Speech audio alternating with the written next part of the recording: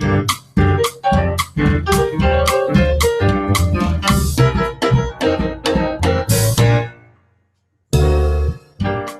me tell you why you should choose MEG, Midtown Entertainment Group, because we will show you things in theater that you have never seen in Tallahassee.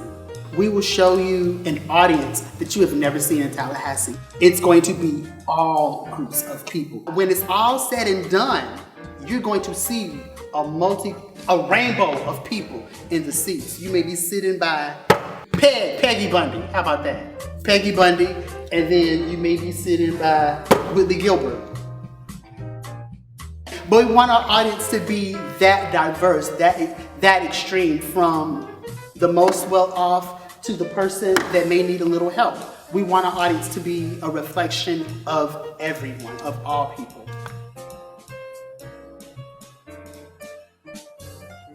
No matter where you are in life, how you relate to other people, whether it's your family, whether it's your friends, whether it's business partners, or what have you, you have to always maintain a certain level of integrity, a certain level of vulnerability, a certain level of authenticity, a certain level of even intimacy in order for those relationships to grow and flourish. And in my opinion, when it comes to relationships, every relationship needs the same elements in order for them to grow and flourish. But whatever the type of relationship that it is dictates what it needs more of.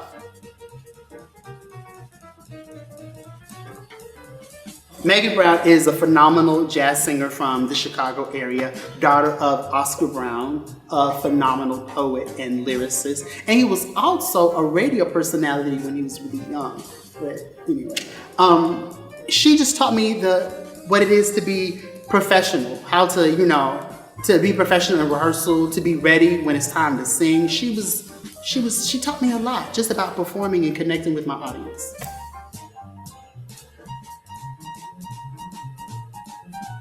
What I learned from her is the importance of nurturing your relationship with your actors as a director. She is very much a mama to all of her actors. As long as she knows that you are working, that you're doing your homework as an actor, you can jack up on stage all day long, but as long as she knows that you're doing the work and making progress, she doesn't ride you.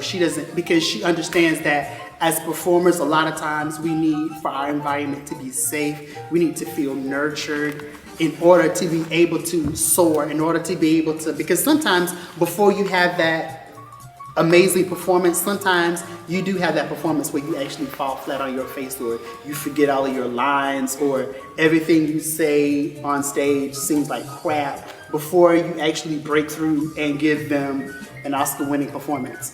So, one thing I learned from her is definitely, as a director, you have to learn how to relate to your actors. You have to learn how to nurture them and make them feel safe in order for them to do what they do. Because an artist is really a person who survived their childhood.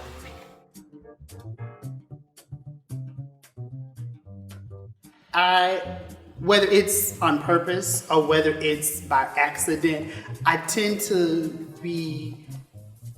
try to keep myself aware of what's going on in theater culture, even if it's some remote production of The Wiz in Oklahoma somewhere, and Dorothy's, not the traditional Dorothy, to a production of Mary Poppins in Miami, and Mary Poppins is a one-woman show.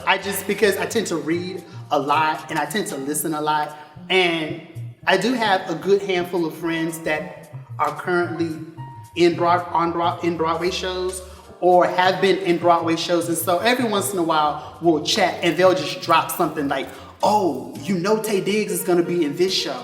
I plan on using that knowledge, whether it's the knowledge of what show is going to Broadway or what is the current trend in theater.